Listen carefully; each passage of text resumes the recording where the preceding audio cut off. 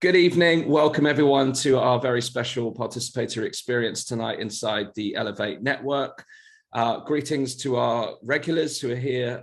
Good to see you again for our weekly experience here inside the Elevate Network. If you're new for the first time visiting the Elevate Network, we set this up really in response to the issues that we witnessed unfold over the last couple of years, and really wanted to create a space where we can not only make sense of the world that we're living in right now in the ever increasing complexity that we're facing, but more importantly, start to look at how we can make a difference in the world by firstly transforming ourselves as individuals and becoming the change that we wish to see, which is why we bring together events like this one with Christopher Gladwell tonight, so we can actually explore how we can use practices like this in order to transform ourselves and make it create a ripple effect in the world.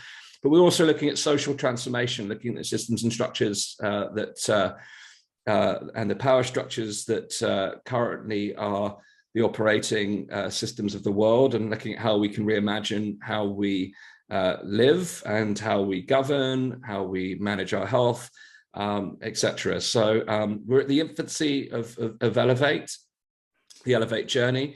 And at this point in time, the Elevate Network is a place for us to share ideas, to examine the issues that are unfolding in the world, but more importantly, actively seek ways that we can play our part in creating change. So I'm excited tonight to welcome Christopher Gladwell. Those of you who've been with me on the journey all the way back to 2020, right at the beginning of the year, there's only we put on an event called Elevate Live during the first lockdown, where the intention was that we were going to produce live events every single day of lockdown, which at the time I think it was promised to. I've talked about it so much that I've forgotten about the actual how long it was now. The promise of 2 or 3 weeks to flatten the curve. We were going to do live events for that short period in time to keep people engaged, motivated, inspired. So we brought in people to like Christopher to talk about health, well-being, economics, personal development, how to start a business. We did a whole array of talks, debates, classes, experiences, yoga, breathwork, meditation, mindfulness. But of course, lockdown went on a little longer than 2 weeks. So we ended up running the event for 45 days straight, featuring over 85 different facilitators and speakers.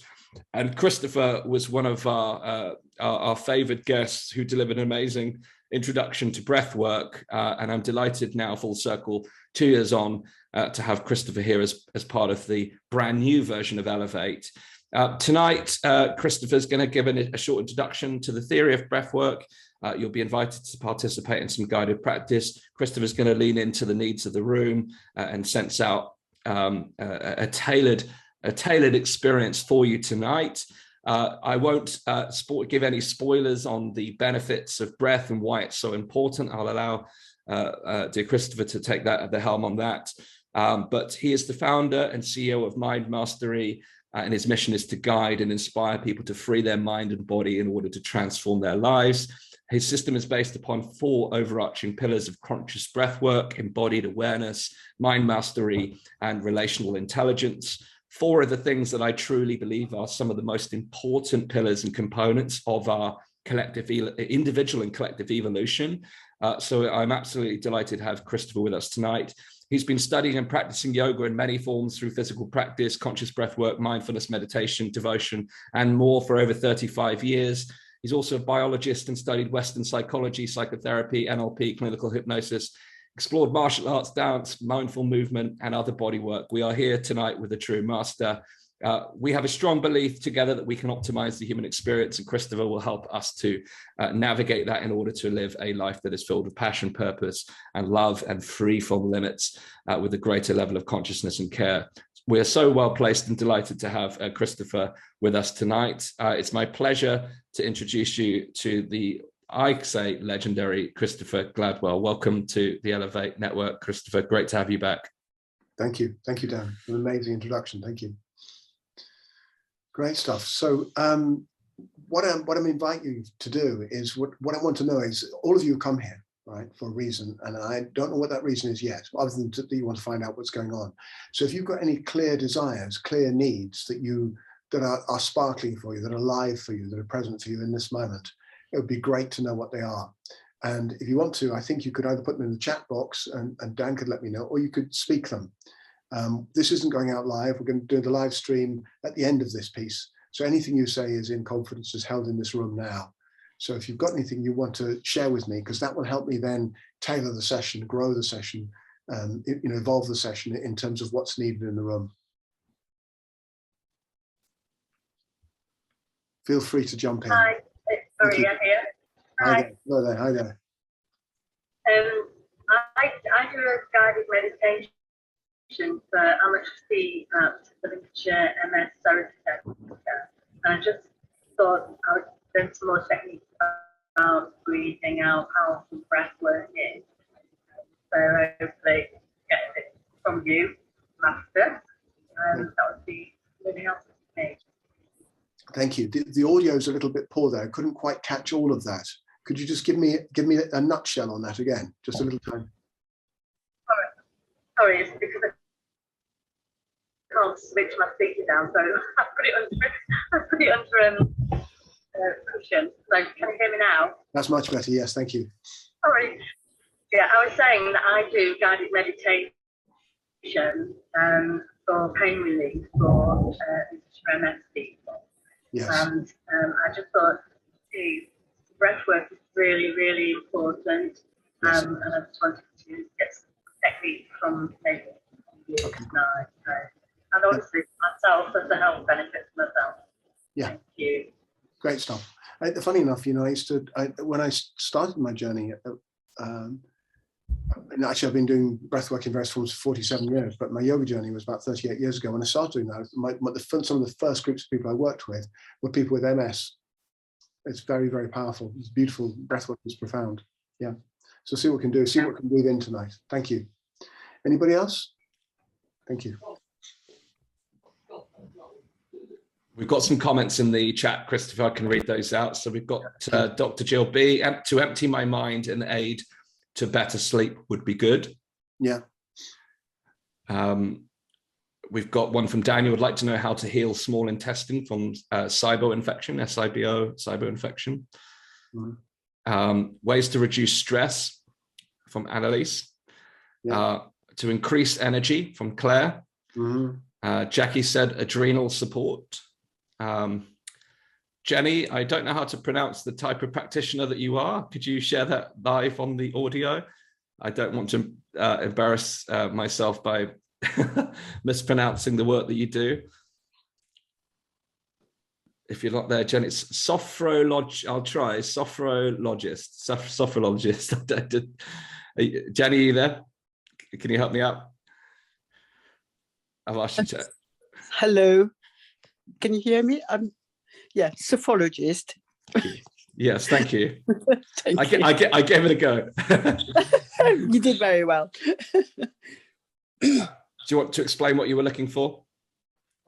Yes, so we use specific breath work for relaxation, to help with pain relief, to also help focus better on the body in order to it's an interesting concept because we relax the body through breath work in order to focus our mind better, and it also helps us to connect obviously body and mind and soul.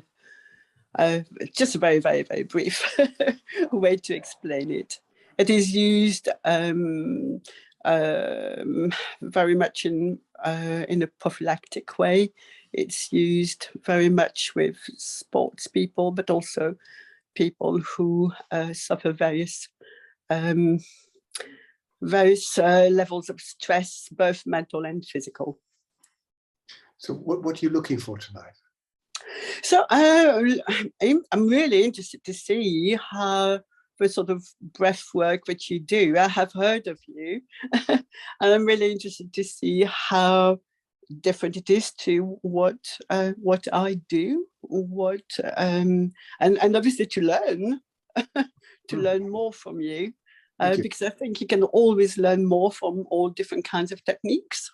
Absolutely, and from different people. I agree entirely. Yes, and I'm always really open to. I'm open to absolutely anything, really. Wonderful, thank you. I mean, what I'm doing tonight is an introduction. So, you know, one of the courses we've got online, I think it totals of 100, and altogether the 3 courses total about 150 techniques. So obviously, so I'm not doing that tonight. We're doing it. It won't be 150 techniques. That's for sure. No. You'll get it. We'll get to say hello at least, and we'll get to do something. Okay? Yes. And I'd love to hear the introduction and to take part in what you're offering. Thank you. Thank you. Really nice to meet you. Thank you. Thank you. So a couple others from the chat. Carolyn said I'm very good at holding my breath. That's interesting. Great. We're going to do some breath holding. So that's really good. Okay. Yeah. And Jill said arthritic pain relief, please. So if I was to summarize, there's stress reduction, better sleep, mindfulness, and healing and stress reduction were the kind of common themes from the chat. Would anyone else like to share vocally and speak with Christopher before we continue?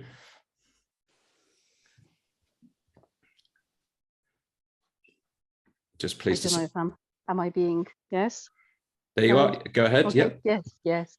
Hello, everyone, and hello, Dan. I've always been amazed by all the work you do. So I really love to follow you, and I love to follow your guest as well. And I'm amazed by what I read by your guest, about your guest tonight. And really, my aim today, I'm very interested in breath work. I work with people in pain and pain management, and breath work and all the other kind of holistic approaches are becoming more to the forefront of my attention.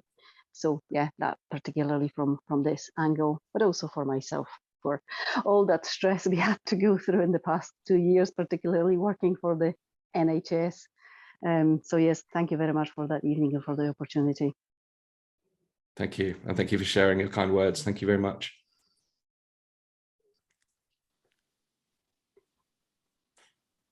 Anyone else like to venture forth into the public sphere here? Please just unmute yourself and share if you have anything you'd like to contribute.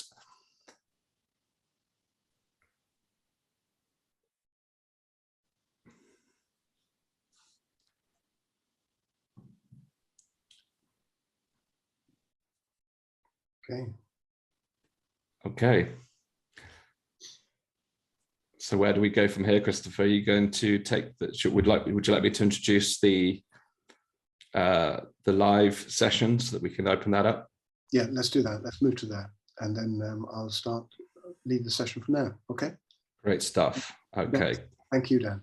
Thank you, and thank you for everyone who shared with us. If you have any other comments you'd like to add, please do add them into the chat. I'm just about to kick us off for the evening session, where we hope to share tonight's experience with a broad audience.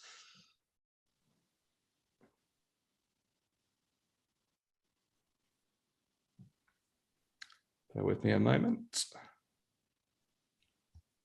While Dan's doing that, I invite you to bring attention to your breath, just to start noticing what's happening. How does it feel? Are you breathing through your nose or your mouth? What does it feel like? What does breathing feel like right now? Just until Dan completes this operation that he's doing, just continue to notice.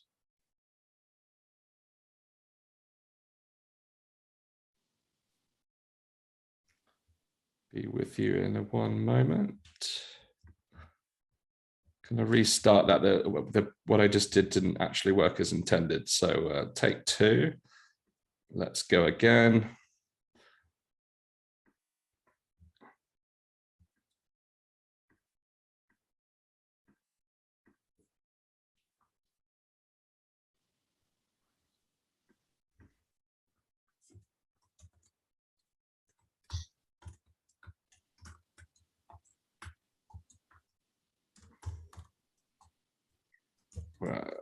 Speed. I need to type this now. It won't be a second.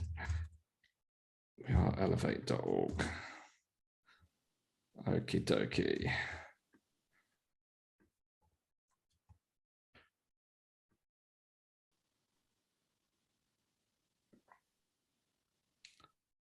Okay, so thank you to our group who are with us live inside the Elevate network. With a very brief introduction, tonight we are joined by Christopher Gladwell, who is an incredible expert in conscious breath work, embodied awareness, mind mastery, relational intelligence. We're live inside the Elevate network this evening, a private community where we hold regular events like this. Tonight, taking us through a guided introduction to the theory of breath work with some guided practice. You're welcome to tune in live at home, or you can click through to the Elevate network and join us as part of the class where you'll have the opportunity to engage. So without further ado, it's my pleasure to hand over to our guest expert tonight, Christopher Gladwell. Welcome to the Elevate network, and looking forward to your powerful session this evening. Thank you, Dan. Again, thank you, everyone. So those of you who already have heard me, then I invite you again to just bring your attention to the breath. And what I'm going to also say at the moment is 3/4 close your eyes. You can fully close them if you want to, but 3/4 close your eyes. Either of those two. And if that's not comfortable, keep them open. Because the closure of the eyes isn't about doing anything but shutting down the amount of visual information, really. So we're closing down the visual information going to the brain. So our brains can do something else. We can look at and feel things in a different way. So I invite you to close your eyes, half, 3/4 closed, something like that. Or fully closed if you want to. And again, just bring your attention to breathing. Just notice this act of respiration, this external respiration, in fact. Now, my background is also as a biologist. I'm a biologist by training a long time ago. And I still study biology.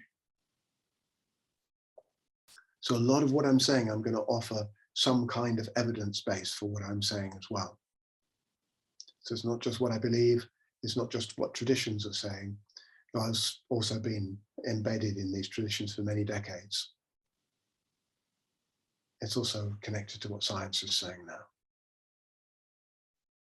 So one thing we do know from the work of a chappie called Richie Davidson, is that when we start doing things like paying attention to breathing like this continuously, just see if you can stay with it, because this practice is actually about noticing and returning. That means when your attention goes off onto thinking or somewhere, you bring it back to the breath. So you're noticing the fact your attention's wandered and you're returning it. Now, this is so powerful because one of the things you're doing is building stronger neural bridges, that's nervous tissue bridges, between a part of the brain, the middle part of the front cortex here, and the bits on the side, the dorsolateral prefrontal cortex. And in doing that, you are increasing your capacity to make choice. So simply sitting, paying attention to the breath for 5 minutes and up is going to increase your capacity to make choices. Isn't that amazing? Isn't that amazing? Now, I'll just say a few things first. Carry on paying attention. 94 or so, 80 to 94% of the people in prison, most of whom are men, had adverse childhood experiences. They were neglected or abused during childhood.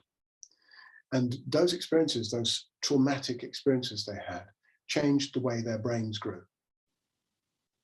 And what happens under the effect of the stress hormone, the long-term mediator of stress, which is cortisol, is the fatty sheaths around the fast traffic neurons, the bits that join major brain centers together, don't get laid down in anywhere near the right way. So bits of the brain don't talk to each other very well. So for example, the bit that does emotions, the limbic system, and the bit that does decision-making, the dorsolateral prefrontal cortex I was talking about, those bits just don't talk very well. So somebody feels an emotion and they act it out immediately. And of course, that often has poor consequences, which people get locked up for. That, unfortunately, is true of the penal system in the UK and also pretty much the penal system in the US as well, and just about anywhere where there's not a more evolved system. Okay, but I'm mentioning that because I want to talk about the effects of stress tonight. Stress literally is a killer. It's responsible for all the major diseases that we know of in the Western world, all the cardiometabolic disorders, from heart attacks to strokes to cancers to autoimmune disorders, everything just about. Effects in the gut. Somebody was talking about a gut condition. Yeah. And we can work with all of that by learning how to look after our system. Okay, so far? Now stay with the breath. Now what I'm going to invite you to do now, whatever your breath is doing, is start to breathe in through the nose and see how that feels if you're not already doing that. Now, no mammal, apart from human beings, breathe through the mouth. The only time you'll see another mammal breathing through the mouth is when it's dying. And domesticated human beings, unfortunately, have a chronic habit of breathing through the mouth. Okay, and I'll explain more, because stress is a particular culprit, by the way, as is mask wearing. So that any of you who've been wearing masks for any reason in the last couple of years might be having some of these problems. And again, we can turn those around with practice. So one of the things I want to do tonight is make sure that you've got some practices when you walk away, that you can start to look after your physiology and look after your well-being. Okay, nose breathing is crucial, because nose breathing, yeah, I'll talk more about it in a minute. And if you want to look this up again, you go to my YouTube channel and there is a nasal training video up there. It's Christopher Gladwell. You go up and you look at that video and you study it and you listen to it and you put it into practice. But I'll take you through the basics tonight. Right? So if you breathe through the mouth, and again, there's a great book written by a guy called James Nestor that's just come out a year and a half ago, I think, called Breath, which explains the science behind this. If you breathe through the mouth, when you're sleeping, or when you're awake, for whatever reason, the nasal passages close down. So retraining them, reopening them can take a bit of practice. So if you're struggling to do that for any reason, yeah, put the tip of the tongue behind the top teeth on the roof of the mouth and press it there gently. And then drop your mouth open a little bit. So switching up the muscles. This is the big muscle that comes off here. It's called the temporalis. It comes down here underneath the cheekbone onto the jaw. And the masseter is one that comes off the cheekbone down onto the top of the jaw here. Those ones I often call thinking muscles, because we tend to tense them when we're doing concentration type activities. Again, there are neurological reasons for that, but not going into that tonight. So loosen that jaw muscle like that. Tongue in place. Now, if you're struggling to breathe in through the nose, press the tongue a little bit harder. And start to get these muscles here working on now. Come and lean forward. These ones on the side of the nose here, the wolf muscles, those ones there. You're using those muscles and you're using those to activate, to spread the nostrils a little bit. And you get really familiar with using those as you get more and more into breath practice. Now, if you breathe in as slowly as you can when you're doing that, and of course, this actually depends on your carbon dioxide resilience. And I will talk about this in a minute. I'll take you into a little experiment around this in a minute. So it depends. You might feel breathless on the in-breath when you breathe in through the nose, first of all, is what I'm saying. And if you do, just breathe in as slowly as you can. Don't worry about it. This is not a competition. You're going to go away with practices to help you. So breathe in through the nose as best you can. And then breathe out slowly. Now, a couple of other interesting things. When we breathe in, you might be able to feel it in your body, you might not. Some of you are very sensitive. You could put 3 fingers, for example, onto the radial artery here, which is on the thumb side of the inner arm here. It's going to be 3 fingertips, not the thumb tip. But you could press on like that gently and feel your radial pulse. You might not feel it. You've got to be quite sensitive to feel that, okay? But when you breathe in, what you might notice is the heartbeat rises. And when you breathe out, the heartbeat drops. That's of interest, isn't it?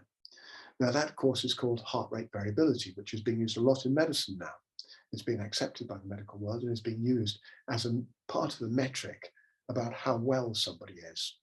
And we know that somebody who has very low HRV is more likely to be heading to some cardiometabolic disorder, like a heart attack, right? Because of the inflexibility of response in the system. I'll explain why. Carry on paying attention to the breath. Carry on breathing through the nose, tongue in place. Now, when you breathe in, the big breathing muscle, the diaphragm, is flattening down like this. It's coming down, and that's increasing the volume in the chest. And when you get an increase in volume, you get a reduction in pressure in there. So air is sucked in. That's what an in-breath is. It's a suction process, like a vacuum cleaner. Now, the thing is, because that's inside your body, that means everything else that can move in your body is also going to be sucked into there. And that means fluid, right? Blood, venous return, in other words, lymphatic fluid, cerebrospinal fluid, which is the fluid which goes up and down the spinal cord and around the brain. It all moves in conjunction with the breath. So breathing affects everything in your body, all the fluid in your body. It actually affects digestion as well. It affects the way you think. It's amazing. It affects everything. So when you breathe in like that, fluid comes in here. The heart has to beat faster to deal with that amount of fluid. So the heartbeat rate rises. And of course, if the heartbeat can't manage that, you get increases in blood pressure and all sorts of problems arising. And over time, it causes all sorts of complexities. That's the way it is. So if you can feel that with your wrist, feel it and notice that. So we're going to use that as well. So if you breathe in as gently as you can, through the nose, tongue in place, smile gently, and then breathe out as long and slow as you can. See how long you can make that exhale. But, and there's a but here, the but is that you've got to be really, really soft on the next inhale. So you're constantly looking and feeling inside your body for where it feels good. Where does it feel amazing? Where's the nectar? Where's the bliss here? Where's the goodness? So this practice is instantly bringing you into your body. Okay, so far. Now I'll have a little bit more deeper look at the breathing process in a minute to get the optimal breath working. And literally it is optimal breath equals optimal life. Dysfunctional breath, there's going to be a dysfunction in how you feel, in how you think, and how your body works. Right. So in through the nose, tongue in place behind the top teeth, jaw super relaxed, a little smile. In as slowly as you can, out as slowly as you can, making sure that next inhale is also super relaxed and easy. So you're listening to your body. Now, if you can get the breath rate to about 6-second inhale, roughly, and a 6-second exhale, roughly, what you're going to do, and again, the rhythm matters, and we do different rhythms with breath work, so you can do many, many different variations on rhythms and all sorts of things within breath work. But this rhythm, the 6 in, 6 out, this cadence, if you like, this rhythm, is really, really good at cultivating good HRV. That's heart rate variability thing I was talking about. So it enables your heart to give it space to respond to that inhale and respond to the exhale. People who are stressed breathe like this.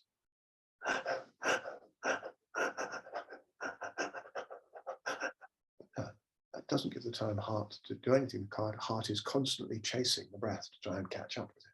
So that 6-6 rhythm gives the breath. It's called coherent breathing. Again, there's a whole body of work on this with the Heart Math Institute. I was teaching at the International Breathing Festival in Mexico in February, and I met Bruce Cryer, who started the Heart Math Institute, and he is such a lovely guy, such a beautiful, beautiful man. And he started the Heart Math Institute, and you can look it up and look at all the science behind it because it's great. And he wanted to bring the heart back into science, into medicine. So part of his work is to do that. And he's done it really successfully. And he's such a fantastic fellow. So this gives the heart time, to respond to the breath. Now the heart is the most electromagnetic organ in the body, many hundreds of times more electromagnetic than the brain or anything else in the system. And we know because, we've measured it scientifically now, as well as the stories of the subtle body, which come from India and places like that. We also measured it in, for example, in American universities, New Jersey University, and measured up to 15 feet away from the body. So the electromagnetic pulsing web of information coming from the body can be measured. And that increases in coherence when the breath is regulated.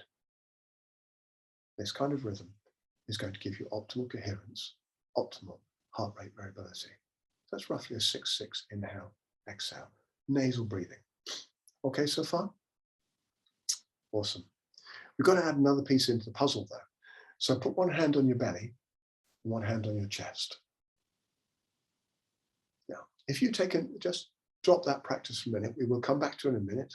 What I want you to do for a moment is just breathe in through your mouth and see which part of your body moves first, your belly or your chest, when you breathe through your mouth. It'll vary. It's not going to be a completely coherent answer, but yeah, for many of you, it's going to be the chest. Okay. Now, when we breathe through the mouth, we tend to encourage breathing up here.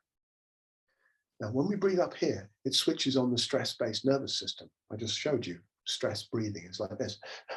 So if we emulate that by breathing through the mouth, we tend to switch on the stress-based nervous system. We tend to increase the levels of adrenalization we experience. So if you want to look after your adrenals or anything else in your system, you won't breathe like that. Now, what we want to do is get the breath into the belly, because most of the oxygen comes into the body in the lower lobes of the lung down here. Yeah. And the way we get the lower lobes of the lung open, we don't even have to expand the ribs. We'll do that in a bit. What I'm going to do is keep the chest still, put your hands on your belly, and see how much you can breathe into your belly. Now it's an inhale, and your belly should ideally be coming out like a balloon. Can everybody feel that? And then exhale, the belly comes back in again. Now that's because the diaphragm's coming down and it's pushing the belly out. And then when the diaphragm comes back up and relaxes, the belly pops back in again. Can everybody feel that? If anybody's not feeling that, please let me know and I'll show you how to turn it around now. Because if it's not happening, if you're breathing up in here on the in-breath, that's called reverse breathing or paradoxical breathing. And there is a technique I can show you to turn that around if anybody's interested. And it'd be useful to do that, otherwise you're creating too much stress in your system. Anybody shout out? Who needs that? Okay, great. We won't do that then, that's fantastic. So, keep your hands on your belly and see how much you can, there's a comment there, but I can't read it, I haven't got my reading glasses on. So if you breathe in now into your belly and breathe out. Now imagine you've got two hands on the back of your body as well. You're just pressing gently there and see if you can breathe into those hands as well. So when you breathe into the belly, it doesn't mean your spine is arching, you're not going into a spinal extension. You're going to keep length in the spine and you're breathing into the back of the body, the back of the belly, and then the front of the belly. And see if you can feel that balloon all the way around the belly. About 6 seconds inhale, and just relax on the exhale. Again, inhale through the nose, tongue in place, still smiling, into the belly. Okay, so far. All good. So the next piece we're going to do, another few breaths like this first, just to feel it.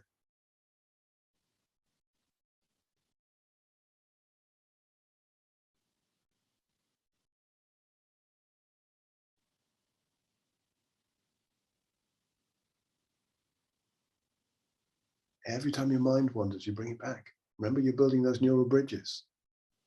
You're giving yourself capacity for more choice, rather than being driven by the limbic system, by the information coming up from the body, by the biological algorithms. You're finding that space of choice. A lot of people think they're free. They're just consuming based on their biological algorithms. If you haven't got awareness, there's no freedom.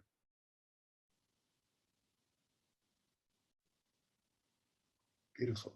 Now, at the end of the next exhale, let's all breathe in together and breathe out together without forcing the breath. Just breathe out together until the end of the exhale, and then hold the breath out. And I'm going to count 1 and 2 and 3 and 4 and 5 and 6 and 7 and 8 and 9 and 10. And then just release and breathe in through the nose. Wonderful. So we're going to start talking about breath holds as well. I remember somebody earlier on saying, no, really good breath holdings. This is good. Okay. Now then, the experiment we're going to do is I'm going to get you to breathe out like we just did and hold the breath out at the end of the out breath. Just gently hold it out. And I want you to feel inside your body for the diaphragm wanting to breathe in. Now, the diaphragm, like I said, is this big muscle that sits underneath the ribs here, dividing the chest from the belly here. And it's the big muscle that contracts down to increase the volume in the chest. Now, that diaphragm, it's a powerful muscular diaphragm. Mammals are the only thing that have it, by the way. Yeah, no other animal has a diaphragm. It's powered by the phrenic nerve, which comes from the base of the brain, and it makes that kick off. So what you're going to do is you're going to wait until you feel that diaphragm kick. This is not a breath holding competition. I want to be really clear. This is about feeling what's happening inside your body, because this is useful information. So if you just try and hang out for as long as possible, you're missing the point. So please don't do that. Please feel and listen, because I want you to be really honest with yourself about where do you feel that happening. Okay, you will feel it. Okay, great. So let's do that again. Let's do a breath in together. And a breath out, breathe out, breathe out, breathe out gently. And then hold the breath. I'll count again. And check where your count is for when you need to breathe in. And just breathe in there through the nose.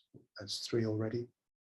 And 4, and 5, and 6, and 7, and 8, and 9, and 10, and 11, and 12, 13, and 14, and 15, and 16, and 17, and 18, and 19, 20. Lovely. So where did you need to breathe in? A couple of you may still be holding the breath, but most people will have breathed in by now. Right? Now, if that breath hold is under 10 seconds, that is telling me that your body is living in a place of stress. Okay, it's telling me that your system is adrenalized and you need to do more breath work or stuff that reduces stress. Okay, and I'll tell you why. What happens in an adrenalized state, and everybody's in an adrenalized state. I saw some National Health Service statistics recently that said 76% of the UK population has been in a state of overwhelm, not just stress, but overwhelm in the last 2 years. It's massive, it's endemic, right? We live in what's called a VUCA world. That's volatile, uncertain, chaotic, and ambivalent. We all know what's going on. It's crazy, all right? So the thing is that we human beings evolved up until 10,000 years ago, and that's relatively recent in evolutionary time, to live in hunter-gatherer packs of around about 150 people maximum. And we would have known every single face and every person in that. And, there were things that killed us, obviously, from tigers to saber-toothed tigers to whatever, right? But there were small groups. The maximum population that the UK could hold in that lifestyle would be about 50,000 people. So we've got 70 million in the UK, let alone, look at every other country. It's a dense population, most of whom are strangers. We don't know every face we see. I leave my house, I go out, lots of faces. Most people I see, I don't know. A few neighbors I know, right? So every stranger we see, the amygdala kicks in, which is a part of the limbic system, part of the brain, which gives us a little stranger danger moment. And there's a micro release of adrenaline. Is that person okay? We don't even know it's happening. We've got this soft ventral underbelly. This is your underbelly, which in any sensible animal has it down to the floor. Human beings are the first properly vertical biped. And we've got our soft surfaces facing the world in front of us. It's madness, right? And we have to manage that. And we manage that by language, by communication, but we haven't caught up. Our evolutionary biology is not caught up with the conditions we've created for ourselves, these huge, big termite mounds of cities, right? So everybody's stressed simply from the lifestyle, let alone the email demands, the WhatsApp demands, the social media, what the money, the crazy war in Ukraine, everything that's going on. So if we don't look after our system, it's not going to get looked after. So it's a responsibility, if you like, to take your well-being into your own hands. You okay so far? We're going to do another breath hold in a minute. First of all, let me tell you another story. In Chinese medicine, originally, a long time ago now, Chinese medical doctors stopped getting paid when their clients got sick because they had failed at their job, right? So the job of a medical practitioner in Asian systems of what I call flow medicine, right, were about keeping people well, preventative medicine. Now, the deal with preventative medicine is we have to take responsibility for that as best we can, with a diet, with a lifestyle, with all the pillars we talked about earlier on, and make sure that we stay well. And one of those keys is conscious breath work, particularly in the modern world. Okay so far? So if you've got a breath hold under 10 seconds, that means you need to do more of this stuff. You get so used to measuring your own system from inside that you know when that's happening and you will automatically do a breath hold. tell you more about breath holds in a minute. Okay. Did anybody get over 20 seconds? Interestingly, because if you got over 20 seconds, you're doing okay. All right. If you're doing 40 seconds, you're in a good place. So without pushing it, this is not a pushing practice, remember, just without pushing the breath hold. If you've got 40 seconds, you're doing well. You're okay. You're not too stressed. Under 40 seconds, we start to need to look at what we're doing with breath work and how to help out here. Okay. Let's do another little test to test this. Let's take a breath in together. And you're going to breathe out long and slow and see how long you can make that breath. 1, 2, 3, and 4. And keep it so you're breathing and not just squeezing muscles, but there's breath moving. 6 and 7 and 8 and 9 and 10 and 11, 13, 14, 15 and 16 and 17 and 18 and 19 and 20. Most of you will be done now again. So it's possible to get that breath, that length of the exhale to about 30 seconds. I'm not saying you'll do it tonight, but it's possible to get that to about 30 seconds. And again, if you can get that exhale to 30 seconds, you're doing pretty well. All right? So we've got these simple tests where we're measuring our own physiology by how we respond. Because what happens when adrenaline kicks into the system, and cortisol as well, is the brainstem becomes kind of hyperactive to the amount of carbon dioxide in the blood. And it starts to, it starts to pump out carbon dioxide with the chest breathing, with mouth breathing. We take care people call it over breathing, but it's breathing more than your body needs. Okay, and you're pumping that carbon dioxide out. And the irony is that the way that the red pigment in your blood, the hemoglobin, the way that works is it sucks in oxygen out the lungs where there's relatively high oxygen concentration, and it releases it where there's low oxygen concentration. It's an amazing pigment. I mean, it's been hanging around for 3.8 billion years, by the way. It's pretty impressive stuff. Yeah. Now, if there's less carbon dioxide in the blood, that oxygen can't be released from the hemoglobin. So whilst you're breathing, whilst you're breathing in particular ways, that oxygen can't go into your brain, it can't go into your cells, it can't go into your tissues. So you're ending up asphyxiating your cells, right? Because of stress. It's not good, it doesn't work, all right? Great. So you get the idea. So that under 10 seconds is telling you your body's in that kind of state and you need to do something about it. So if you're in that state, please listen to me and I'll tell you what to do, right? First of all, breathe in through your nose. Another good thing about breathing through the nose is it releases nitric oxide from the respiratory membranes in the nose, the epithelium in the nose, and that is antiviral. It's also vasodilatory. That means it opens up the blood vessels in the lungs, so you get more oxygen into the lungs. Okay? I'll talk about oxygen a bit more later on because it's really important to understand oxygen as well, because it's not all good, right? But for now, let's think of it as all good, right? Get that oxygen into the lungs. So that nose breathing is going to do a lot of things. The other thing about nose breathing is when you can do it slow enough so that you can lift the breath up through the upper passageway of the nose, it switches on the epithelial lining underneath the brain here that actually has an effect directly on the limbic system, and you will experience a relatively immediate sense of joy. Nose breathing is blissful. You just have to do it slow enough. So let's give it a go, all right? So tongue behind the top teeth again, smiling. Yeah. Little smile.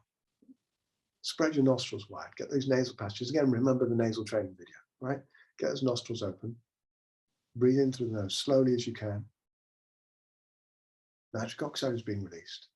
A trickle is going onto your brain. Your brain's already getting to a happy state. A little bit to start with, it gets better as you go on, okay? The more you practice. Long, slow out breath. Heartbeat rate is dropping. Now, we're going to hold the breath at the end of the exhale, because that's when the heartbeat rate is lowest. Hold the breath there. Gently hold it, and hold it, and hold it, and hold it, and hold it until you feel that diaphragm kicking in.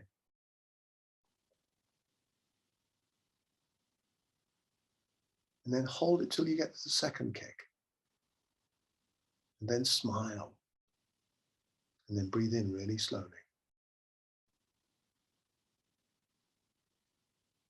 Spreading the nostrils, breathe in slowly. Now, the smile is really important because what you're doing is you're telling your body that it's okay. You're doing top-down regulation, telling your body, actually, it's really all right. There's no problem here. You know, to be clear, yeah. The problem here is the lack of carbon dioxide in the blood, not how much oxygen there is in the lungs, not how much oxygen there is in the red blood cells. Your red blood cells run at around 97 to 98% saturation all the time, even when you're ill, mostly, you know, except, you know, unless you're extremely ill. They're really efficient. So there's loads of oxygen, trillions of molecules of oxygen in your blood system. And there's lots of it left in the lungs. It's still sitting in there at about 14% oxygen, right? There's no problem, but your body thinks there is because your body's stressed. So what you're doing by doing the breath hold is you're giving your body space to build up that blood carbon dioxide. And by training the brainstem, so you wait for those couple of kicks of the diaphragm. So you're training your brainstem by smiling like that, a top-down regulation, to relax. You're saying to your body, chill out, it's okay, you're not dying. Because the body thinks it's dying. It's crazy, just because of stress, right? And living like that is not optimal. We want optimal breath and optimal life. Let's do a few breaths. Let's do 5 minutes of breathing like this now. I want to join you, so I'm going to be quiet for put my timer on. There we go, 2050. 5 minutes. Just before I be quiet, remember, tongue behind the top teeth, spread the nostrils wide, long, slow inhale, long, slow exhale. Hold the breath out until you feel those 2 kicks of the diaphragm. Yeah? And then breathe in really slowly and gently. If you're doing it really slowly, you might end up with only 7 breaths in 5 minutes. Who knows? 8 breaths maybe.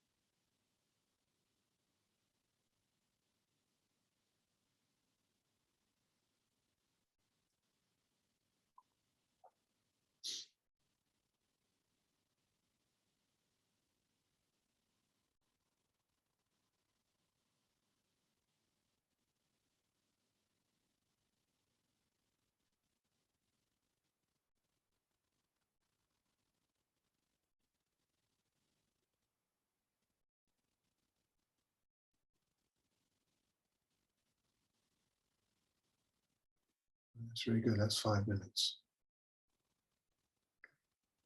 Notice how you feel. So I teach a lot about mechanics and the methods, and also about the physiology and about the psychology, psycho-emotional experience. It's really important to understand the correlation, the unicity of this. They're all relevant to practice. Notice how you feel is asking you to feel into your own psycho-emotional experience, because that gives you a way of understanding the practice then. It depends, partly because everything depends on a range of facts, but you know, the respiratory muscles in human beings are also used to contain emotion. So if anybody, you know, my friend Dan Brulé says, anybody who has a belly button has had trauma. So, you know, trauma is a human experience, right? But when we experience trauma, which is something, stress-based experience, that is more than our processing, our mental, emotional processing can handle at that point in time, then we kind of embody that, we contain it in the body and it gets trapped. Now, we use respiratory muscles to do that. So if you think of any kind of traumatic situation, if you think back to that time without triggering yourself, you might notice that you'll have done some kind of breath hold. Okay? And it's usually a squeeze of muscles to keep that feeling in, to hold it, to protect yourself. And it's usually a flexion, so it's a closure in the body. It's a flexion, it's a closure. Okay. Now, if we want to work with undoing that and freeing life up, we have to work with the opposite thing, gently and slowly over time. And again, breath work is really, really good for undoing old trauma and secondary emotions and letting them start to move. The practices we're doing today are down regulation practices. So I'm taking you on a systematic journey of learning to look after your nervous system before you start to release stuff that can be problematic. But I'm talking about it first, right? So the muscles around the ribs here, the muscles around the belly, the muscles around the diaphragm, some of the muscles in the upper chest and stuff. Some of those are all used for holding in traumatic patterns on a somatic basis. And we can start to work to liberate those.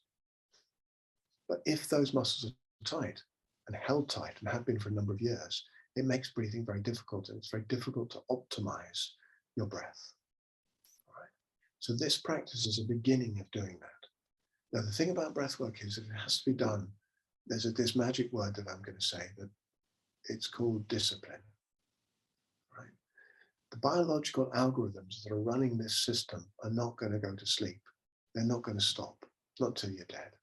And then, you know, they're not. So if we want to work effectively with those, we need to work effectively with breath work, because that's a way of managing those and creating the awareness space to stay in choice.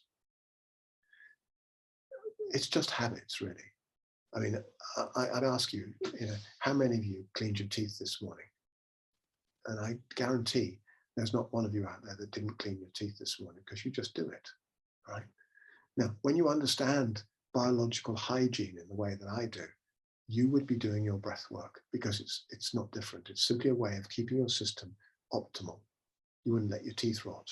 Why would you let your brain and your body get befuddled with stress-based hormones? It doesn't make sense when you can do something about it, right?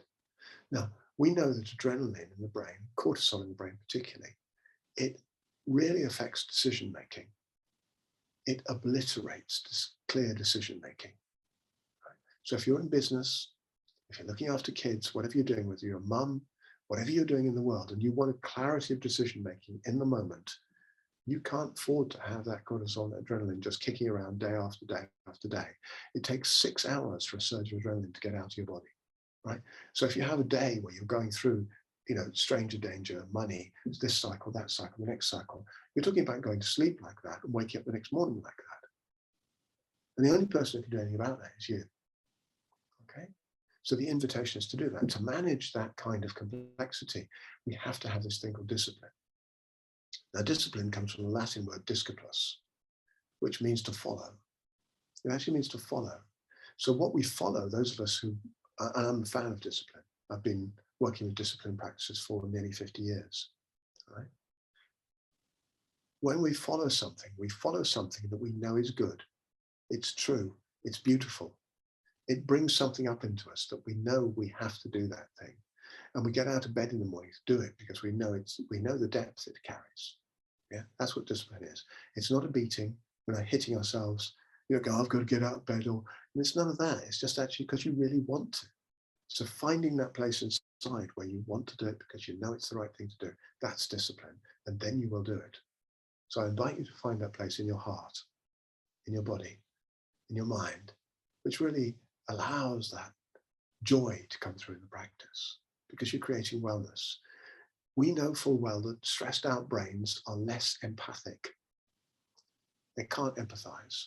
So in relationship, when you're in a relationship with somebody and you're stressed out, there's no way you can make that meeting, that engagement, that joining of hearts and minds and bodies that you want to do in a healthy way. That's how it is. Yeah. You know, libido is reduced by stress. Everything is harmed by high levels of stress. So this down-regulation practice become de rigueur, they become necessary, right? Has everybody got them under the belt? You've got a remind you of a couple. We've got awareness of breathing, simple awareness of breathing. Awareness of breathing is profound. You can do it anywhere. You can do it literally anywhere. Just, you don't even have to have your eyes closed. You can do it on the bus. Yeah, I do it on the bus. One of my teachers gave me a practice 38 years ago, which was to pay attention to every single breath during the course of the day. And this is a practice from a teacher called Abhinavagupta, who was a Kashmiri Shaivis teacher in the 10th century. And 25 years later, I think I finally started to get it. So now the problem with awareness is you can't undo it. That's the problem, right? So now every single breath in my life is conscious. I'm aware, there is awareness of breathing the whole time, right? Whether that's a good thing or a bad thing, who knows, right? But with that awareness comes awareness of all the other processes in the body. So you start to be more aware of the movement of emotion, yeah, the complexity of motivation, desires, everything becomes more aware, right? So you've also got the practice of down regulation, tongue in place, opening the nasal passages, breathing in. We've talked about nitric oxide. We've talked about the vasodilation, the increasing of oxygen uptake, okay? And we've talked about heart rate variability and how the heart changes and how you can create that coherent breath with the 6-6 rhythm. And then how you can really down regulate by lengthening that exhale. And you can build up those carbon dioxide levels to get rid of the stress by holding the breath. Okay, so far? So you've got all of that to take away. Is that clear? Excellent. I want you to take these away and put them into the world, because I want a world full of people who can look after themselves and can make, because then you can make a difference. Yeah. All right.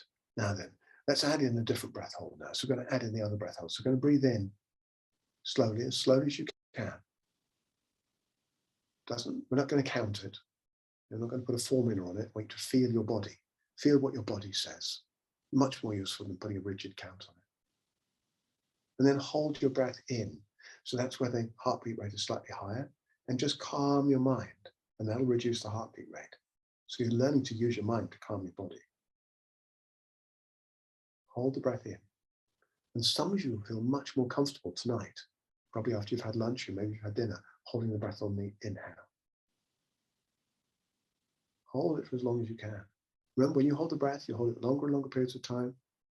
You're building up that carbon dioxide resilience and you're increasing the oxygen into your brain and into your body. You're doing yourself a great service by holding the breath like that. And then when you're ready, without stressing it, you breathe out slowly as you can. So you're down regulating the system as well. And just turn that breath around, come straight into the inhale. Long and slow on the inhale, slow as you can. And then hold that breath again for as long as you can. And this practice is triangle breathing. Okay, so we've done it with the breath hold on the exhale, and we're doing it now with the breath hold on the inhale. Just do that for a few breaths and really feel it.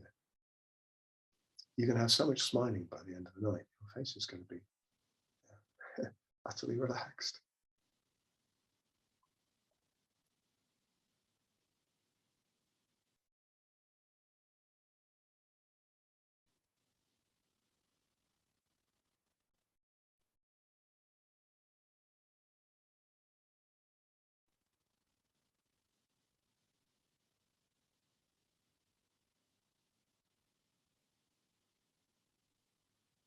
Again, just go a couple of minutes of this so you can really feel it. I want you to have the experience of this under your belt so you can take it away and work with it, explore it, put it into your life.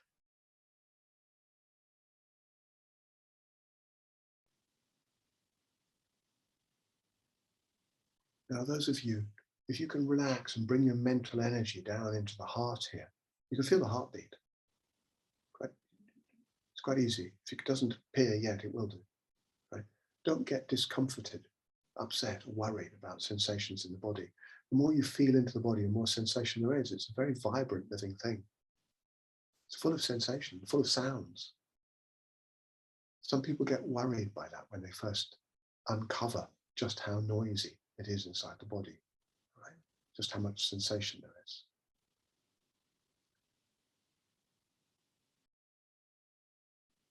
Embodied awareness. It's perfectly fine. The body's very healthy. It's a beautiful self-healing mechanism. It's constantly trying to right itself, to balance itself, to heal itself. And the more you can work with it, the more it will.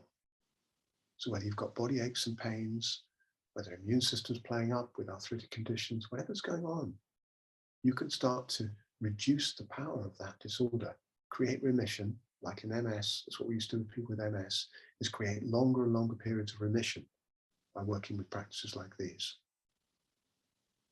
So the crisis happens less. And you can de-stress your system profoundly. Okay. Now, my recommendation is to do 3 practices a day, just for 5 minutes to start with. I call it the 3-5-3-6-5. 3 times a day for 5 minutes, in the morning when you get up, before you eat at noon, roughly, whatever that is, yeah, and before you go to bed. And those 3 punctuations of breath through the course of the day, what they do is they radically alter your physiology and your psychology, yeah, and change your life for the better. But the catch is you've got to do it. Okay? That's the 3-5-3-6-5.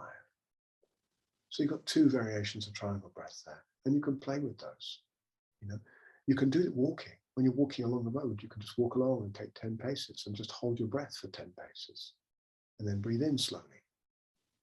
And that whole time, what you're doing when you're holding your breath, remember when you're holding your breath, you're actually building up carbon dioxide levels and you're getting oxygen into your brain and into your tissues so they can work properly, right? Now, why do we breathe anyway? Let me know why we breathe. Well, we breathe because oxygen, oh God, it's an amazing mechanism. Well, I don't know if you know this, but all the oxygen on this planet, right, was made by plants, by green life, all of it, without exception. So in the early formation of this planet, around about 4 billion years ago, there was no oxygen, a tiny amount, very, very tiny amount, 0.04%. We know this from archaeology, from looking at rocks, geological explorations. Right? So it's about 0.04%, tiny amount. Now, I'll tell you a little story in a minute, okay? Just carry on paying attention to your breath. So green life, when it kicked off, it's called we call it the Green Revolution, evolutionary biology, because it's phenomenal. It's a little bacterial life form that cultivated, evolved to get the capacity of using sunlight to split water. Yeah? So water was split into hydrogen and oxygen, and the oxygen was released, and the hydrogen was bound with carbon dioxide to make sugar. So the little bacteria could feed itself. It didn't have to sit at the bottom of a volcanic, muddy heap, living off methane or hydrogen sulfide. It could make its own food from sunlight, so it could float on the top of the ocean and hang around and make food. Very, very cool, right? And it only happened once on this planet. And the reason why this planet has water on it and it has an atmosphere is because of that. Because if it hadn't been for the oxygen preventing the rest of the atmosphere blowing away, yeah, we would have been dry like Mars, completely barren. It's miraculous. It's amazing. And of course, that oxygen, when there was enough of it, living things could begin to use it to make fuel. Now, the problem with it is that oxygen is actually, this is the thing I was talking about earlier, oxygen is actually super toxic. Oxygen is as toxic as radiation is. It's just that living organisms have evolved to deal with oxygen. We haven't evolved to deal with radiation. Right? So back in the early days of the Earth, when the Earth was bombarded by ultraviolet light, things had to learn how to manage ultraviolet light bombardment. Right? And they had to deal with it. And so the processes they developed got repurposed later on in the respiration of other bacteria, right, for them to be able to make food using oxygen. And the thing is, if you use oxygen to make fuel, you get 36 times more energy than you would otherwise.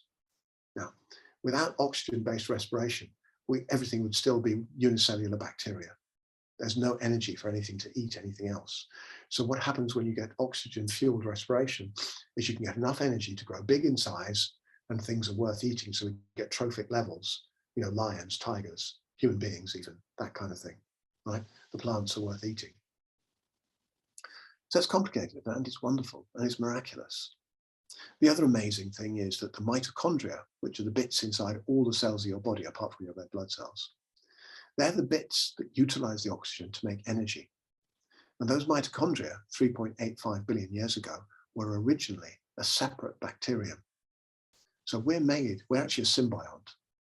We're made of cells that are made of two living things. A eukaryote, I would say at least two, by the way, at least two living things. A eukaryote, which is a nucleated cell, and a mitochondria, which is bacterial in origin. This is pretty much incontrovertible, by the way. All right, so we're a symbiont. Then we have all those bugs living on our skin, the trillions of bugs on our skin, which gives immunity, and the trillions of them in the gut, which enable us to digest food. So we are part of the seamless web of life. Every breath, you take a breath and breathe it in. That oxygen you breathe in was made by plants. Carbon dioxide you breathe out goes to feed plants. Breathe in again and wiggle your fingers. And that finger wiggling is enabled by the glucose that came from sunlight, joining with water and carbon dioxide to make the sugar which you've consumed to turn into energy to enable you to think, feel, move, and do everything you do. Amazing, isn't it? Isn't it amazing? Take a breath and feel it. Every breath, we can use every breath in our life to recognize and remember the intimate connection of everything to everything. It's always like that. It's just that we forget. We forget how separated we make everything, right? And we just have to breathe and remember. Okay, so far? Oxygen's super toxic. We don't want loads of oxygen going to the cells. We want the right amount. But if we haven't got carbon dioxide in their blood, we haven't got the right amount. We've got too little. Interestingly, the mitochondria in the cells, the amount of oxygen in those mitochondria is actually 0.04%, exactly the same as it was 3.85 billion years ago when they were separate life form. Just as the marine environment in our body, the aqueous blood, is exactly the same as the saline concentration of the ocean. Exactly the same. It's all connected. Take a breath. I love it. Isn't life incredible? Yeah. Take a breath. Breath is a powerful tool for gratitude, and we know now with the science of gratitude, that gratitude affects us in very positive and very powerful ways. So taking a moment just to breathe is potent. Taking a moment to breathe and find a sense of gratitude for the breath and for life is doubly potent.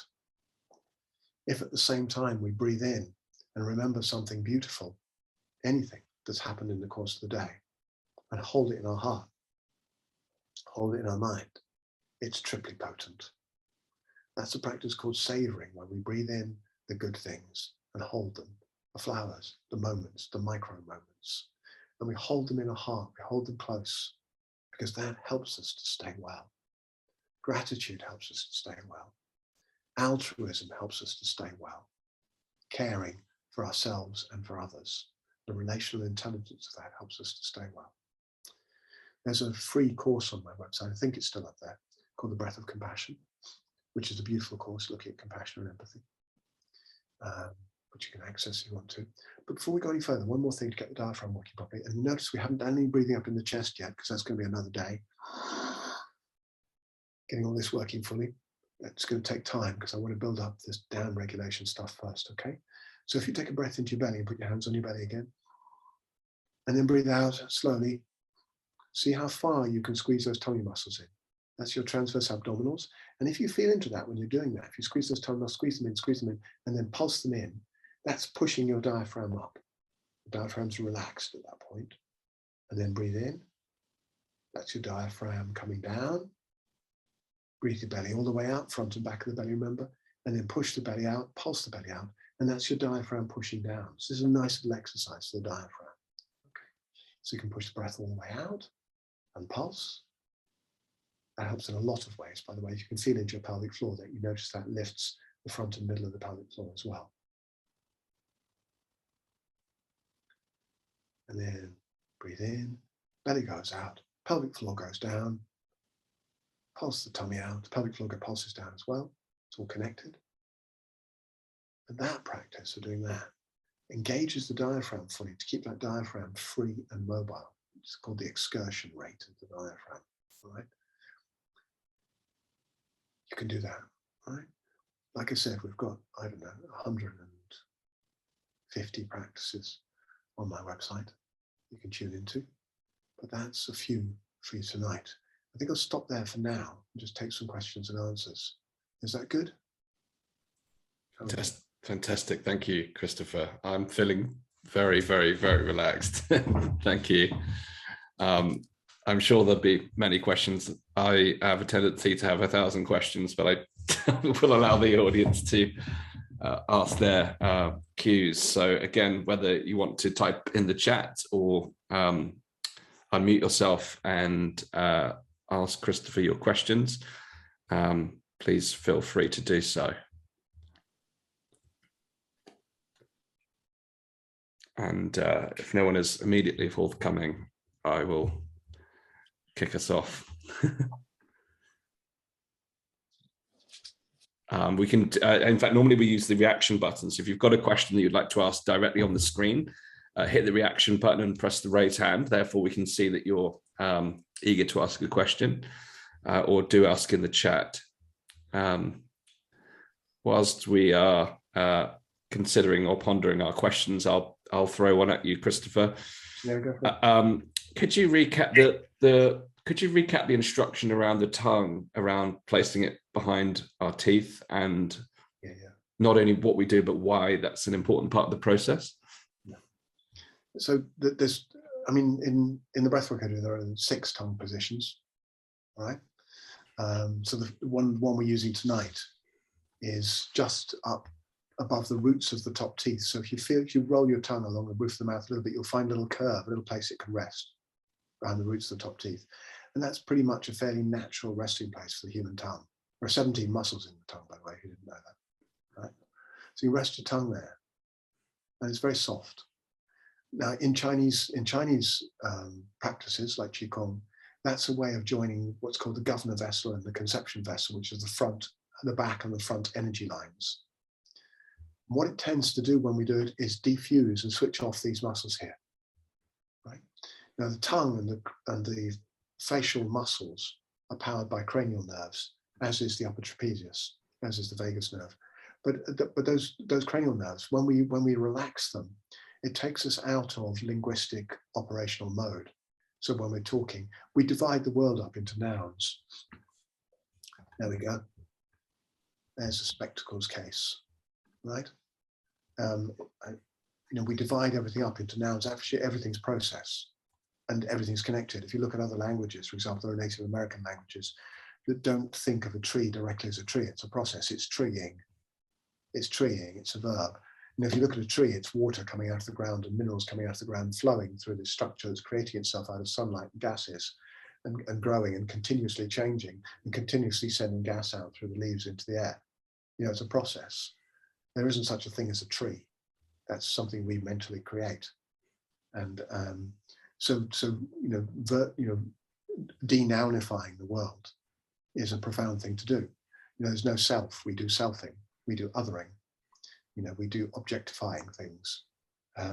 So putting the tongue there is partly a process of stopping that aspect of the mind happening as well. It slows down that bit of the mind. So you can really get into a place where your mind starts to stop. The thinking part of the mind just slows down and it starts to stop.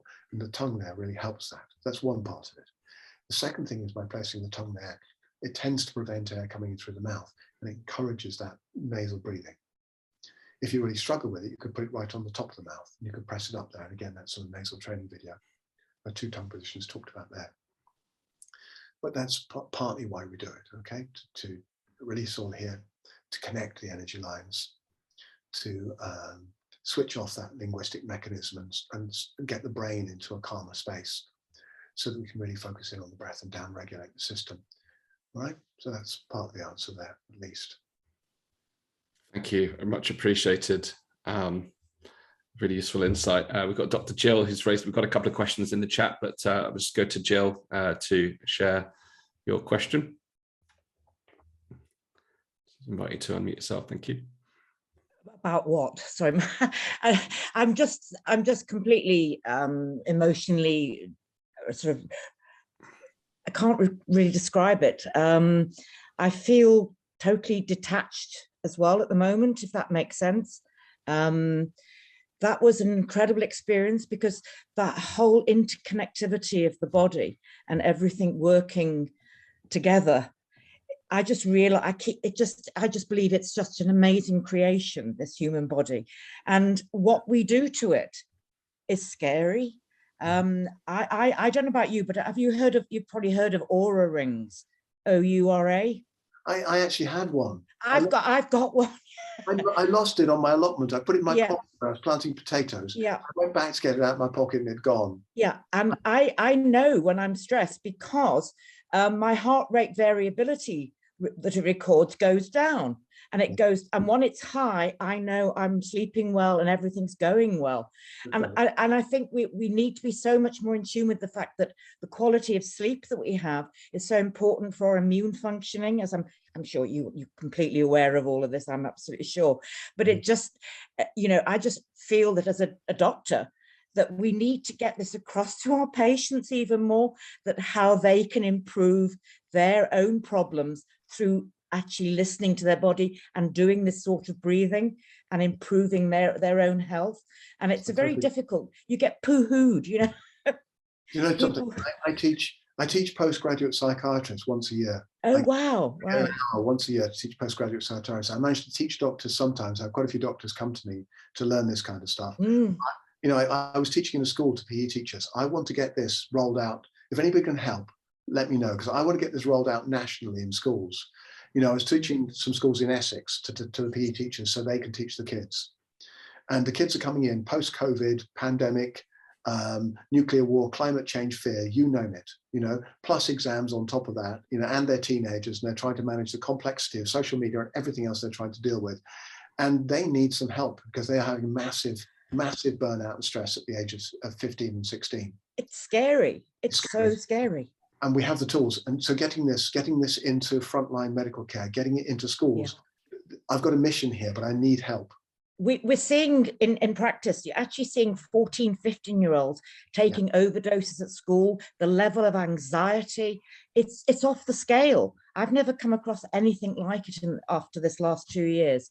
And it's so frightening. Now, this breathing process can alleviate and help these children. Wow. But it needs to get out there to the schools, mainstream. It really does. Yeah. I need help with it, honestly. I mean, I did one session in a school in Bristol, in fact, with CAMS, the Child and Adolescent Mental Health Services. They, because I can't get in because I don't have the right qualifications and I have funny tattoos on my arms. You've got to have the right bit of paper and everything else, the right coat and the rest of the stuff to do that. But I got in there and I went in barefoot to deliver my session in front of these 16-year-olds. It was fun. I had fun. But one of the children at the end gave me this. She said, "This 5 minutes of breathing has done more for me than 7 years of child and adolescent mental health services." Because the reason why is because she could feel for the first time how to look after her own mind and how to control her own mind to bring herself into a place of peace. And that is amazing. And I want that for everybody. I want people to access these skills. So, but again, anyway, I'll stop. hear my passion. Thank you so much, though. That was just one of the most amazing sessions I've attended on since we've had this Elevate program going. And I tell you what, it's just brilliant, brilliant. Thank you so much. Thank you, Dan, as well, for allowing us to participate in this evening session. Brilliant. Thank you. Our pleasure. And just for on the reference to that conversation, Christopher, Elevate, really, we see ourselves as a catalyst for change. And we're connected with lots of different change makers and change making organizations. And there is so much happening on the grassroots right now in every sector: healthcare, education, politics, economics. What we're looking to do is help connect the dots between people who are on a mission and have a powerful cause that can help elevate humanity. So we'll do whatever we can to help you get your work into education. It'd be our pleasure to support that. And I know there's people within our network and within our network of networks that can help with that. So we've had many guests that have come to these events who have gone away, and our members have, Vivienne, who's raised her hand, is one of them, that they've put their hand up and said, I can help with this. So this is really what it's about. This is joining these dots, not only enable everyone in this room to participate, but we can create a ripple effect by sharing these practices beyond ourselves. So thank you, Dr. Jill. Vivienne, I'll go to you next, and then there's a couple of questions in the chat that I'll read out. Hiya, yeah, and again, thanks ever so much, Dan. Every single week, it just blows my mind. It's just fantastic in terms of where the Elevate's going, and so thrilled to be part of this. As I said before, I've run meetings over in the Goring, Streatley, Berkshire way that's covered quite a big area, and we bring breathing techniques is what we introduced probably about 10 months ago with the heart math and doing breathing with us all, and we do that as part of our regular meeting. But I also think on an individual basis, we all have family, we have children. I have grandchildren. I have an 8-year-old and a 5-year-old. They come to stay with me, and before we go to bed, we go upstairs, we say prayers, and we light our candles, and we do breathing together, and we do gratitude, and we do yoga. So I think we can bring it into our own families and into our own children at a level. I've got cafes, and I have so many 16, 17, 18, 19-year-olds who are self-harming. They're mentally ill, they're mentally disturbed. We do what we can within the cafes to support them, and we bring yoga into that and teach them about the breathing and various different things. But I do think on an individual basis, we all do have families, and if we all start, it will be a ripple effect that we can just have it part and parcel of our communities, because my 5-year-old and 8-year-old talk to their friends about what they do at Nana's house. Yeah, great. Yes, totally agree with you. Yeah. Thank you. So there's a couple of questions from the audience, and then we just need to move into the kind of final section. So where's it gone? There was one around lying down. Muna says, when if you're lying down, your heart is palpated, is this a form of fight or flight? It might be, and it might not. Okay, so yeah. By the way, can I just say something about going to sleep? Because sure. I like what Dr. Jill said about it. Sleep. Sleep is so important, and this will connect up in a minute. If you do a preparation for sleep, things you can do. For example, one of the things I do is I try and get my bare feet on the ground every day. I live in the first floor flat in the middle of the city at the moment, so I don't have earth to do that very comfortably. I was living in a caravan in the fields, and I could get out of the caravan with bare feet on the ground, and I can't do that now. So one of the things I do, and I find it works, is wash my feet in cold water before I go to bed. Warm water will do the job as well. But the reason why is because we build up electrostatic charge in our bodies because we live in such insulated environments. And we know from the science of earthing that when we can release that charge, our system is going to relax and rest better. So one thing you can do is you can just put your feet on the ground. If you've got a garden outside, go and stand on the ground, because that instantly does it. Or if because carpets, wooden floors, brick, tiles, rubber, plastic, everything's insulating. And otherwise what you can do is you can put your feet in water, and that will also do the same thing. So it'll catch that charge and help you flush that through. So that's one thing you can do. The second thing you can do is do a quick review of your day. So you go through the day and think about the things you've done and really appreciate the things that were good. And that appreciation, like I said before, the savoring is so important. But another thing you can do then is think about the things that you did that you'd do differently. So you're starting the process, because when you go to sleep and you go into REM, dream sleep, one of the things you're doing is emotionally processing, and you're doing memory consolidation in there as well. So if you start that ball going with a review, it makes it more likely you'll have a deeper sleep. Then you'll do that process quickly, you go into deep sleep. And you can do some breathing as well, some deep, slow breathing, just to get you into the zone, to get you off to sleep really well. So a little practice before you go to bed can really facilitate that. And if we don't sleep well, again, it's a problem. You know, we need both dream sleep and delta wave sleep, deep sleep. Otherwise, our system just not rejuvenated, does not recover, and we don't live well. So palpitations, if you're noticing that, I'd recommend don't worry about it, first of all, because if you worry about it, even if it is stress, it's going to be, you're adding to the problem. You're stressing yourself about the stress. Yeah. So I'd say, first of all, if you notice things in your body, be curious, first of all. And if you think it needs down regulating, just come into the breath. Don't worry about it, because if you worry on top of something, it's a problem. You're doubling the problem. Does that make sense? Yeah. So don't worry about it. You know, yeah. If it's continuous and you're concerned about it, talk to a doctor, for goodness sake, go and do that kind of thing.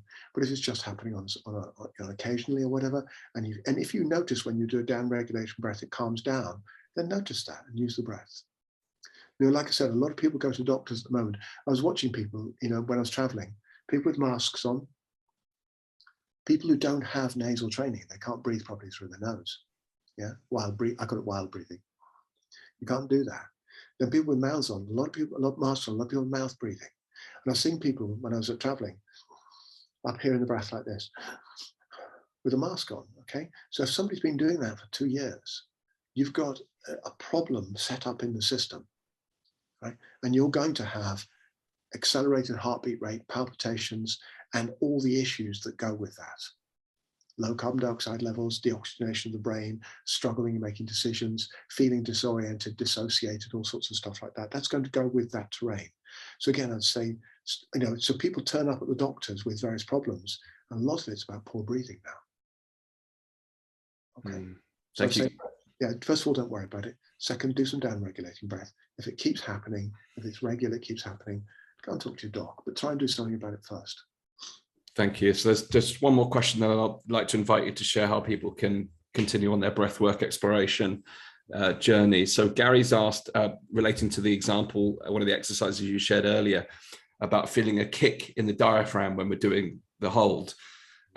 Is it more the urge to breathe, or is it really kind of a physical kick inside the belly? It depends. It depends, again, I mean, how many people could feel the heartbeat? All right, that's the thing. Okay, so if you, because what we learn in our culture is that the body is basically a brain taxi. Yeah, it gets your brain to work, it gets your brain home. You know, so everything from there down is relatively unimportant and certainly not relevant in terms of intelligence. And actually, it's completely the opposite. The body is the seat of intelligence. So if we haven't learned how to introspect, and that actually means inward seeing, though it's actually more inward feeling. If we haven't learned how to inward feel through embodied awareness practices, whatever they are, whatever we do with regard to that, there are many, many of them. But if we haven't learned to do that, you might not feel that kick. So it might be just the urge to breathe, right? But it will also be a kick. There'll also be a movement of the diaphragm. It'll be doing something in there, right? So it depends is the answer. Okay. I think that's probably as far as I can say that. Okay. Thank you. Now, I know some of you here tonight will have experienced breath work in this way for the first time. We've also got people on this call I know who have, as they've shared, have an experience in breath work. Christopher is clearly a master teacher and practitioner in this space, and has spent a lifetime learning this material. And I just want to give Christopher the opportunity to share, if you'd like to continue the journey with him, learning through his teachings, how you can do that. He's already mentioned the compassionate breathing course. I'll put the link to that inside the chat, which is a free course that you can undertake. But there's a couple of other options that Christopher has handpicked to share with us tonight. Would you mind just sharing us a little bit about what people can do next? Thank you, Dan. I've sent Dan a link for 3 courses, and anybody who's connected to Elevate gets 15% discount on those courses. We are charging for them because we've got our cost to cover as well, but they're 15% off for all of you. And there's one of them which is a 7-day, of course, it's called the 7-day breath challenge. So you get a short video each day, once you sign up for it. And what that does is mostly have one practice, which is explained what it is, how to do it, and why it works. And then you get to do that 3 times that day, ideally. We ask you to do it 3 times. Most people do it twice, but we know that most people do it twice because that's how disciplines begin. But, the idea is to aim to do it 3 times. And you get then 7, and there's actually 9 practices. There's a couple of days you get 2, but then you get that, and you get that for a week. So that gives you a support in terms of actually embedding the practices into your life. So it's a nice little one, just to get things into your life. And some of the practices we've done tonight, but other ones as well. So that's one.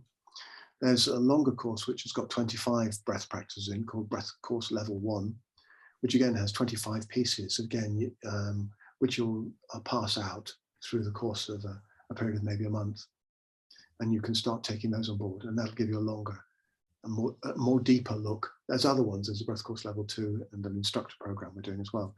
But then there's a Mind Mastery course, which is looking at the integrated understanding of body as mind. Body as mind, mind as body. It's not, it's one thing. So understanding how to work with this and find the optimal level of intelligence and capacity to be alive in a really, really potent way. So that's what that course is about. But you've got access to those 3, and there's other stuff there as well, but that's a good start. Yes. So I've put the links to those courses in the chat, and of course we will add them to the event page so you can access those. Christopher's kindly offered us an Elevate discount code of Elevate15, which gives you 15% off all the courses.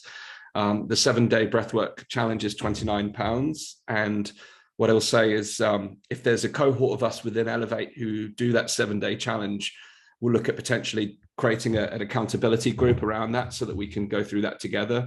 I love the idea of the daily practice. How did you describe it, Christopher? Is it 3-5-3-6-5? 3-5-3-6-5. So I think that course to me sounds like a fantastic way to start to embody that habit and routine as an introduction to furthering what we've learned tonight. And then if you'd like to go deeper, there's a couple of options available to you there as well. So the links are there in the course. There's more information on each of the links about those courses. So, hopefully we'll see some of our audience on that journey. I, for one, am excited about continuing my breathwork journey. We have got quite a contingent of our network inside Bristol. Do you want to share a little bit about your face-to-face courses? I'm hoping to join you on Friday, actually, this week. That's great.